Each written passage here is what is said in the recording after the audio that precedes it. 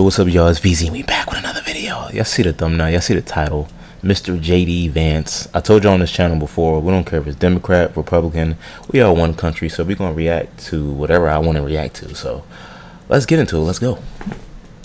All right, we got some news today because Kamala Harris finally gives her first official interview as the Democratic nominee, promising a new way forward. Watch.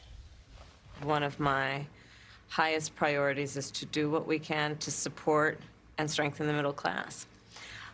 When I look at the aspirations, the goals, the ambitions of the American people, I think that people are ready for a new way forward. Day one, it's going to be about, one, implementing my plan for what I call an opportunity economy. I've already laid out a number of proposals in that regard. But Harris struggled to lay out her day one agenda, having difficulty explaining her flip-flopping on policies. I think the most important and most significant aspect of my policy perspective and decisions is my values have not changed. You mentioned the Green New Deal. I have always believed, and I have worked on it, that the climate crisis is real. That value has not changed. My value around what we need to do to secure our border, that value has not changed. Okay, this as Harris faces criticism for having Governor Walz by her side during the interview. Politico is reporting, quote, a senior campaign official also made the important stipulation that obviously she will do solo interviews in the future as well. Somebody who does interviews every day, does extemporaneous speaking, we saw him yesterday, is vice presidential candidate, Ohio Senator JD Vance. JD, good morning to you. Good morning, guys. So last night we watched the 27-minute interview that CNN did, and Dana Bash did ask a lot of the questions we wanted answers to. And one of the most important things was, how do you, Vice President Harris, explain the flip-flops? But as we just heard in that soundbite, she's not flip-flopping because she has the same values. Yeah, it's pretty bizarre, right? So if you have the same values, why have you changed your mind on literally every topic that you previously held an opinion on? But I think it's important for us not to buy this. If you look at the way that Kamala Harris is governed, she's actually governed as a far-left person. She's just trying to pretend that she's not far-left now because, of course, she wants to win the American people's votes over the next couple of months. But if she does, she's going to do the same thing that she's been doing for the last few years. She's going to try to make it harder to get American energy from American territory. She's going to make it harder for us to drive down the cost of everything from food to housing. She's going to make it harder for us to enforce our border laws, and she's going to make more chaos and more instability around the world. So it's really absurd for Kamala Harris to sit there and say, well, I don't actually believe in any of the thing that I told you I believed 3 years ago. She has governed as a person who believes those things, and unfortunately, the American people are far off because of it. So, Senator, she flipped on the EV mandates through the Green New Deal, the border wall, decriminalizing the border cross, Medicare for all, which she was the co-sponsor. I mean, that's a major flip. The mandatory gun buyback, fracking, apparently she supports it now, and offshore drilling. You know, I know it's only been 2 years into politics for you, Senator, but politicians, they change their position. But the problem I have with Kamala Harris, and it's much like when you graciously invited me into your home, I want to know why she changed her position. You told me why you changed your position on Donald Trump. Why aren't we hearing why she changed? Well, in part because she refuses to give interviews, right? So this is her first interview in 40 days. And of course, she's flanked by her VP colleague there. But she's not a person who actually knows, I think, why she believes the things that she says that she believes. You're exactly right. She did impose an EV mandate, which is going to ship a lot of American manufacturing jobs to China. She has supported the defund the police movement, which has made a lot of our cities much more violent and a lot of our neighborhoods much less safe. She has done all of these things as she's been in government. And again, now she's trying to run away from it. And I agree with you guys. She should have to sit and answer tough questions about why she's changed her mind. I think she answered one question yesterday about how she changed her mind. It was a bit of a word salad, and I don't think it actually gave Americans any insight into who Kamala Harris really is. The final point that I just make about how she was trying to explain her changed perspectives is, if you actually watched what she was saying, the way that she was saying it, it's clear that she doesn't have very strong convictions. I actually, even though I'm running against her, I felt a little bad for her because it was clear that she wasn't totally sure-footed and she didn't totally know why she was saying the things that she was saying. She's been coached to pretend to be a moderate. Unfortunately, guys, she's governed as a San Francisco liberal, and because of it, Americans are poorer, the world is more chaotic, and our border is wide open. We've got to take this country in a new direction, which is why we've got to elect Donald Trump. Well, let's talk about Pennsylvania, because that is a very important state, and fracking, which matters a lot to the people in Pennsylvania. Here's Kamala Harris on fracking. No, and I made that clear on the debate stage in 2020, that I would not ban fracking. As vice president, I did not ban fracking. As president, I will not ban fracking. I made very clear where I stand. We are in 2024, and I've not changed that position, nor will I going forward. I kept my word, and I will keep my word. My values have not changed. I believe it is very important that we take seriously what we must do to guard against what is a clear crisis in terms of the climate. And to do that, we can do what we have accomplished thus far. The Inflation Reduction Act, what we have done to invest, by my calculation, over probably $1 trillion over the next 10 years, investing in a clean energy economy. What we've already done, creating over 300,000 new clean energy jobs. That tells me, from my experience as vice president, we can do it without banning fracking. I have concluded a very fragile truce with Senator, and here she is back in 2019. Will you commit to implementing a federal ban on fracking your first day in office, adding the United States to the list of countries who have banned this devastating practice? There's no question I'm in favor of banning fracking. So, Senator, how do you be simultaneously for the Green New Deal and now for fracking? Well, you can't. Those are just totally inconsistent positions. Exactly. And I actually think that Kamala Harris may have told an explicit lie on top of what she's already said here. So think about this. Kamala Harris says that she changed her mind in 2020 on the debate stage. Her last debate was in 2019 because she dropped out of the race before it really got to voting. So she's saying that she changed her mind on fracking during her general election debate. That's not true. She definitely did not do that. So I think that Kamala Harris got away with a very dishonest sort of revision of her record there. But then let's go back just to how this affects the lives of American families and American workers. Fracking is one of the main ways that we have to drive down the cost of energy. Right. And if you think groceries are expensive now, what happens when we increase the cost of energy even further, making it hard to get the food to the grocery store? If you think the cost of housing is bad now, what happens when we increase the cost of producing the materials that go into the houses, which is what a ban on fracking would do? She is pursuing a policy, guys, that is going to make Americans poorer in their own country. And it's so fascinating. The media is so desperate to let her get away with this that they don't even push her on the fact that she's changed her mind, allegedly, on 8 different topics. And the final thing is, the proof is in the pudding. Kamala Harris can say that she's changed her mind on American energy or changed her mind on police or changed her mind on immigration. She is the sitting vice president of the United States. If she's changed her mind, why doesn't she enact these policies now and make Americans better off? Right. I don't think she believes it, which is why you're not seeing it in what she's doing. And Dana Bash kind of asked about that. You've been vice president for 3.5 years.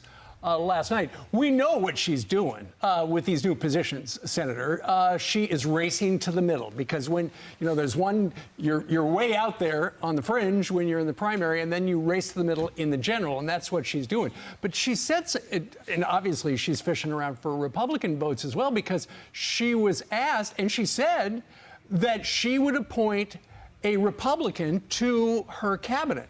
And we've seen that in the past. GWB did it. Barack Obama did it. Would a Trump-Vance administration, would you guys appoint a Democrat to your cabinet? Oh, of course we would, Stephen. We've actually got a lot of great Democratic support. We just got RFK, of course, Tulsi Gabbard, who have endorsed the president in just the last couple of days. If you look at the Trump movement in 2024, it's actually the common sense big tent movement in American politics. We don't agree on everything, of course. Not everybody who votes for Donald Trump is going to agree with every policy issue, but we agree on the basics. We agree that American energy prices should be lower. We agree that we should be making more of our own stuff in the United States of America. We agree that we should close down the border and stop the flow of illegal drugs and trafficking into our country. It's just the basic common sense stuff. And it's telling, that Kamala Harris wants to say that she's the big tent candidate. She wants to say that she stands for a totally different platform than what she ran on 3 years ago, but she's governed as a radical. She will govern further as a radical, and Donald Trump has the record of lower prices, higher wages, and peace across the world. The contrast is extraordinary. We just have to remind the American people that the proof is in the pudding, and Donald Trump did a good job. Kamala Harris did a bad one. Well, Senator, we've been following what's been happening at the border, and now it's here at home. Chicago's, the Venezuelan gangs and the United States gangs are going back and forth. You got Colorado now, where we have apparently some illegal migrants that have taken over an apartment complex. We had the councilwoman on from that area. This is what she said. Watch, Senator. I currently know of 4 others. That's just in Aurora. I do believe that there are some in Denver. Denver police officers are starting to speak out. We need to be arresting these guys for the smallest crimes that they're committing, putting them in jail, figuring out who they are. We don't even know who they are. They came across the border, were probably lightly vetted, probably have criminal backgrounds in Venezuela because we don't share background information with Venezuela.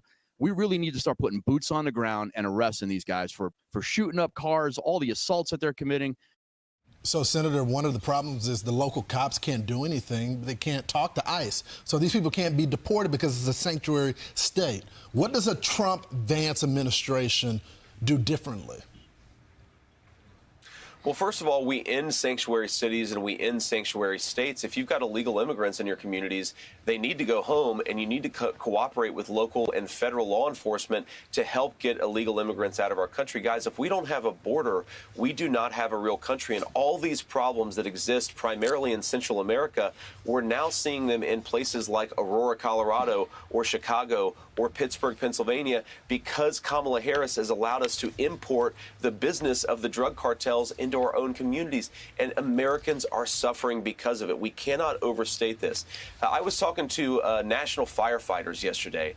Hundreds of millions of dollars in Chicago, in New York, in Pittsburgh, all across our community are going to pay for the problems related to the border. You're housing illegal migrants. You're trying to deal with the drug overdoses that come from illegal migrants. We should be spending that money on more police, more firefighters, more municipal services. But these local governments are being totally destroyed because they're paying for Kamala Harris's open border. But Senator, we can real quick, do so much better. Real quickly, we just need common sense leadership. I know we only got a little bit at a time, but I'm curious. Yeah. The sanctuary city, sanctuary state, if Trump-Vance administration is there, does that now become against federal law? Is there going to be a bill to say you cannot be a sanctuary state, you cannot be a sanctuary city? Yeah, absolutely. It needs to be against federal law, and we need to be willing to use the purse strings of the federal government. If a local city is not willing to cooperate with deporting violent criminals, then we need to say, well, then maybe we're not going to give you as much money as we used to. We have got to end the practice of sanctuary cities. It's making our communities poorer and less safe. Senator, yesterday, former President Trump announced that he wants to make IVF treatments free if he becomes a president. So you're talking here to a mom of 9 kids. So I obviously believe more babies are better. But I actually was kind of a little bit taken aback because last week you were talking about, making Americans healthy. We clearly have a fertility problem. Something is going on in our country because infertility is exploding.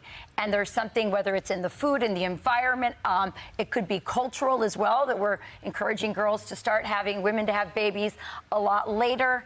I've talked to a lot of pro-life friends of mine, and they're saying it's one thing to say, I'm not going to ban IVF. It's an entirely other thing to say, we're going to pay for it, or we're going to mandate insurance companies to pay for it. And a lot of them said that smacked to them like Obamacare mandating, contraceptive mandates. So what's your response, particularly the pro-life community, which has been so supportive of this ticket and the advances that Donald Trump has clearly made in that area? Yeah, well, first of all, you know I'm pro-life, and I want to save as many babies as possible. I think it's important for us to recognize that there are a lot of fertility problems, and we ought to be talking about the root causes. But President Trump has always been pro-fertility treatment to address some of the problems too that young women are facing. I mean, you know this, I know this. We've all had family and friends that have gone through infertility problems. It is a nightmare, and I think all President Trump is saying is that we want to make it as accessible as possible. Of course, we're going to respect religious liberties. We're not going to force anybody to do something that is against their conscience, but we also want to make this fertility stuff available to as many people as possible, because babies are good, and for a whole host of complicated reasons, we've got a lot of women and a lot of young families that are struggling with this. We, of course, want them to have happier, healthier lives, and we want American women to have as big a families as they would like to have, and unfortunately we know that's not happening right now. What do you say, Senator, to those in the pro-life community, some now that are so angered that they're saying some of them may stay home? Why is that a bad idea? Well, it's a bad idea, first of all, because all the president has said is he wants abortion to be made at a policy to be made at the state level, right? He wants California, Florida, Ohio to fight this stuff out and to have debates among their citizens rather than having a national one-size-fits-all approach. And I think the genius in President Trump's approach here is that he's actually giving the individual voting populations the room to figure this stuff out. You guys know, again, I am a pro-life person. We had a pro-life referendum in the state of Ohio. It didn't go the direction that I wanted it to go, and I think what I take away from that is that those of us in the pro-life community, we've got to do a better job of persuading our fellow citizens. But even if you disagree with something that Donald Trump has said, look, Kamala Harris wants to force Christian hospitals to perform abortions. She wants taxpayer-funded abortion up until the moment of birth. The Democrats are utterly radical on this, and if you, like me, want to save as many babies as possible, Donald Trump is really the only candidate in the race. Well, we know you're running for vice president. He's running for president. You guys are very busy. Senator, thank you very much for spending about 20 minutes with us today. Thank you all. Good morning. You bet. Appreciate it. By the way, we did reach out to the... There y'all have it, Mr. J.D. Vance. I can't wait for this debate, man. It's going to be very interesting. Yeah, like I said, I'm literally learning right now, bro. I'm learning right now. I don't know what to say. Like, I'm not Republican or Democrat at the moment. I'm just learning. Like, I have my opinions. I don't really care what people think in general.